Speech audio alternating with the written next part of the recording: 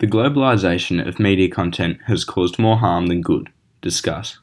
The definition of media globalization, according to the IGI Global, is the production, distribution, and consumption of media products on a global scale, facilitating the exchange and diffusion of ideas cross-culturally.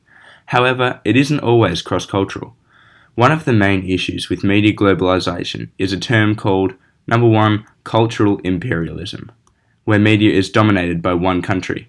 Much of the media content that is published for global viewing comes from the West, causing many of its consumers to go through a process called Homogenization. Which means the process of making things the same, in which many of these smaller countries consume the same American content repeatedly, not only causing them to pick up on similar cultural tendencies, but become more and more involved in stupid things like Western politics.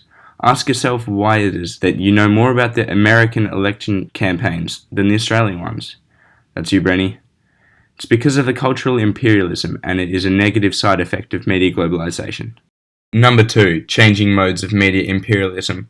There is a thing called the internet. The internet has a massive role in the way media is now globalized. What was once only limited to radiuses big enough to cover a small city through radio, media can now be spread across the world instantly with the click of a button.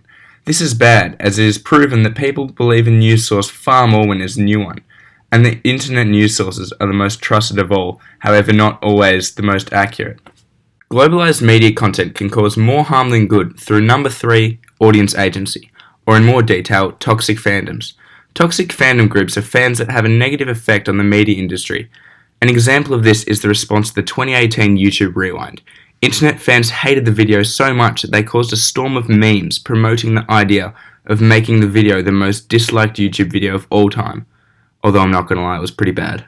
In 1981, some dude called Bill Latani created a theory called the number 4 social impact theory that surrounds the ideas that individuals' feelings, thoughts, and behaviors are created of those of people that they look up to or trust.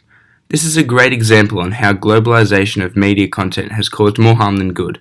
A very hot topic currently is whether or not social media influencers do more damage than is initially observed, with people idolizing social media influencers so much that they are creating a multitude of problems, especially within the female teenage community, with young women aspiring to look like their idols as they look up to them or see them as a figure of trust, ultimately leading to multiple identity issues.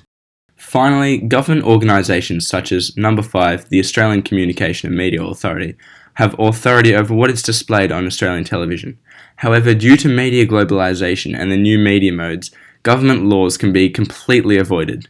An example of a number 6 legal issue within Australia, a show called 13 Reasons Why, that is streamed on media giant Netflix.